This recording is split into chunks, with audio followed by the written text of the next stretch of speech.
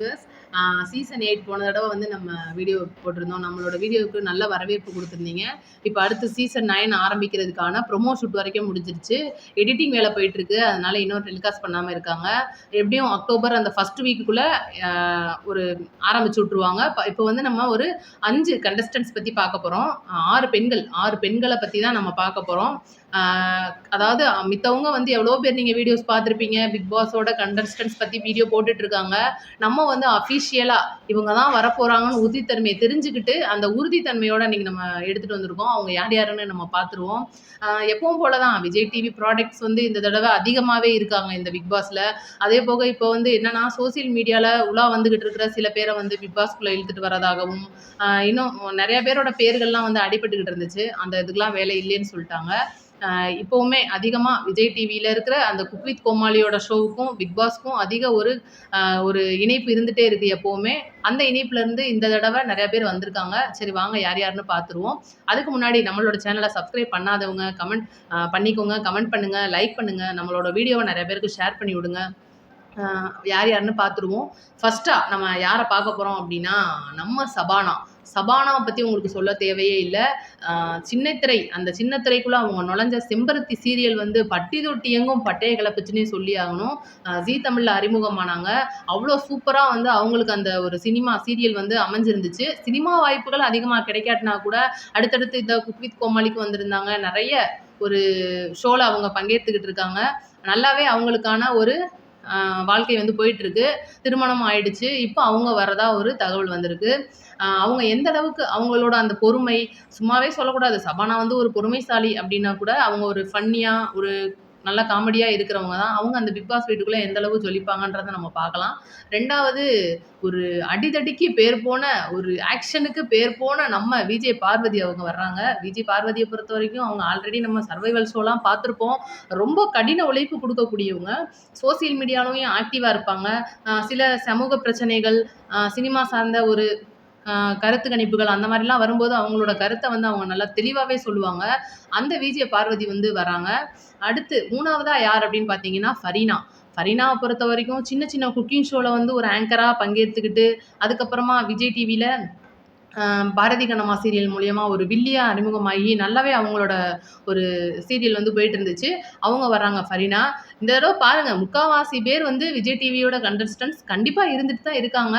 அந்த வகையில அடுத்து யார் வர போறாங்க அப்படின்னா சினிமா பக்கத்துல இருந்து ஒரு சினிமா பக்கத்துல நடிகை. அவங்க யாருன்னா அமிர்தா சீனிவாசன் அப்படின்னு ஒரு நடிகை வராங்க. அவங்க யாருன்னு பார்த்தீங்கன்னா நம்ம கார்த்திக் கூட தேவ் படத்துல நடிச்சவங்க. அது போக இருபக்கம் அப்படின்னு சொல்லி ஆல்ரெடி ஒரு படம் வந்து வந்திருக்கு.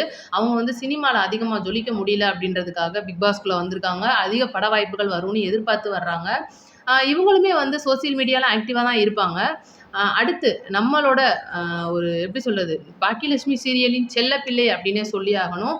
போன தடவை விஜே விஷால் வந்து பிக் பாஸ் சீசன் 8ல இருக்கும்போது கூட அவர் செய்த சிறு சிறு தப்புகளையும் அவ்வளோ தெளிவா நேர்த்தியா சுட்டிக்காட்டி அவரோட ஒரு சாரி கேட்க வச்ச ஒரு தங்கச்சியா உள்ள வந்தவங்க நேஹா நம்ம பார்த்துருப்போம். அந்த நேஹா உள்ள வராங்க. அவங்க போன தடவை அவ்வளோ ஒரு மெச்சூரிட்டியா அவங்களுக்கு அந்த ஒரு சின்ன வயசு அப்படின்னா கூட ரொம்ப மெச்சூரிட்டியா அவங்க பேசினதை நம்ம பார்த்துருப்போம். அவங்க இந்த தடவை சீசன் 9ல வந்து ஒரு கண்டஸ்டன்ஸா உள்ள வர்றாங்க. அவங்க என்னென்ன பண்ண காத்திருக்காங்க அப்படின்னு நம்ம பொறுத்திருந்து பார்க்கணும். அடுத்து லாஸ்டா நம்ம பார்க்க போறது யார் அப்படின்னா ஹர்ஷிதா அசோக். அவங்க வந்து அவங்களும் அதே பாக்கியலட்சுமி சீரியல்ல ஒரு ஆக்டரா வந்துட்டு இருக்கிறவங்க தான். அவங்களும் வந்து சோசியல் மீடியால எப்பவுமே ஆக்டிவா இருப்பாங்க.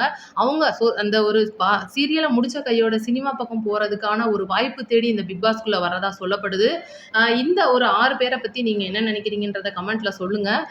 இந்த தடவை நம்ம விஜய் சேதுபதி அண்ணாவை பொறுத்த வரைக்கும் போன தடவை ஒரு ஃபர்ஸ்ட் ஹாஃப் கொஞ்சம் ஒரு அளவு ஸ்லோவா போனா கூட அந்த ஒரு 50 நாளைக்கு அப்புறமா ஒரு நல்ல தீ பிடிச்சிச்சுனே சொல்லி ஆகணும். ஏன்னா அந்த அளவுக்கு வந்து நம்ம விஜய் சேதுபதி அண்ணன் கண்டஸ்டன்ஸ் மேல ஒரு சுமையை ஏற்றிக்கிட்டே இருந்தா கூட அதெல்லாம் அவங்க பொருட்படுத்தாம ரொம்ப ஜாலியா இருந்து அவர் அதை கண்டிச்சு நிறையவே வந்து அட்வைஸ்லாம் கொடுத்துருந்தாரு. இந்த தடவை விஜய் சேதுபதி அந்த மாதிரி அட்வைஸ் கொடுக்கறது இல்லை. ரொம்ப கண்டிப்பு தன்மையோட இருக்க போறாரு. ஒரு மலையாள பிக் பாஸ்ல நடக்கிற மோகன்லால் சாரை விட ஹிந்தி பிக் பாஸ்ல நடக்கிற அபிஷேக் பச்சனை விட நிறைய ஒரு ஹிந்தி பிக் பாஸை வந்து அந்த ஒரு சீரியஸாக கொண்டுட்டு போகிற மாதிரி தமிழை வந்து கொண்டுட்டு போகிறாங்க அப்படின்னு இந்த மாதிரி தடவை பேச்சு அடிபட்டுட்டு இருக்கு. எந்தளவு உண்மைன்னு பார்ப்போம். விஜய் சேதுபதியை பொறுத்த வரைக்கும் ஒரு கண்டிப்பு தன்மையோட இருப்பாருன்னு நமக்கே நல்லா தெரியும். அவருக்கு எதிர்பார்க்குறத அந்த கண்டஸ்டன்ஸ் கொடுத்தே ஆகணுன்றது அவர் எப்போவுமே நினைக்கிற ஒன்று தான். போன தடவை கூட மைனஸ் தான் அவரோட பக்கத்துலேருந்து நிறையாவே வந்து சொல்லியிருந்தாங்க. இந்த தடவை அவர் அதெல்லாம் திருத்திட்டு, ஏன்னா போன பிக் பாஸை பொறுத்த வரைக்கும் அதுதான் அவரோட முதல் ஷோ. இந்த பிக் பாஸில் அவர் வந்து என்னென்ன பண்ண காத்திருக்காரு. இன்னும் வந்து அதை விட பிக் பாஸ் வீடு வந்து இந்த தடவை வந்து பெரிய மாற்றத்தை சந்திக்க போகுதுன்னு சொல்லிட்டு இருக்காங்க. ஏன்னா போன தடவை வந்து சமையலறை ஒன்று, வேலைக்காரங்க, சின்ன வீடு, பெரிய வீடு அந்த மாதிரிலாம் நிறையா இருந்துச்சு. இந்த தடவை அதை விட ஒரு மாறுதலாக ஒரு ஸ்டெப் மேலேயே போயிருக்காங்கன்னு சொல்லிட்டு இருக்காங்க. கூடிய சீக்கிரம் ப்ரொமோ வருது. நம்மளோட சேனலில் அடுத்தடுத்த அப்டேட்டு 24/7 லைவ் மாதிரி நம்ம சேனலில் அப்டேட் கொடுத்துட்டே இருப்போம்.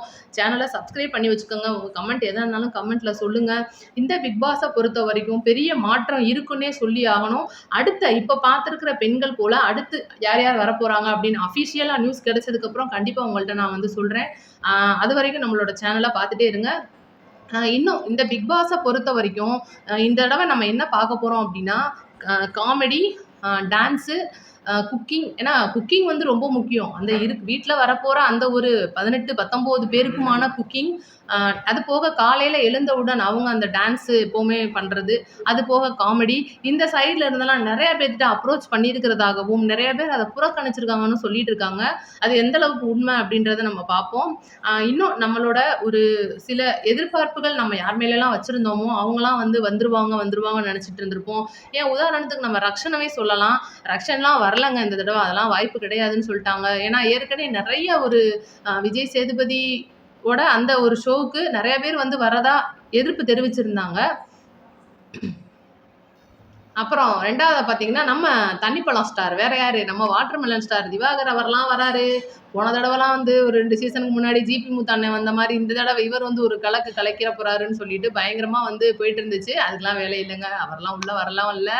அதே போல நம்ம குட்டி புலின்னு சொல்லிட்டு ஒருத்தர் அவர் வரதா இருந்தது அதெல்லாம் கிடையவே கிடையாது. இந்த தடவை வந்து நிறைய உருட்டுகள் போயிட்டு இருக்கு. ஏன்னா இப்போ இருக்கிற இந்த சீசனை பொறுத்த வரைக்கும் 3/4 பேர் விஜய் டிவி ப்ராடக்ட். அதுவும் இல்லாமல் அதில் முக்கியமாக குக் வித் கோமாளிக்கும் நம்மளோட பிக் பாஸ் ரொம்ப பக்கத்தில் நெருங்கி இருக்கிறனால இங்கேருந்து அங்கேயும் அங்கேருந்து இங்கேயும் ஆள் தாவறது அவ்வளோ பெரிய விஷயமா இருக்காது. ஏன்னா குக் வித் கோமாளி வந்தால் பிக் பாஸ்க்கு வருவாங்க, பிக் பாஸ்க்கு வந்தால் குக் வித் கோமாளிக்கு போயிடுவாங்க.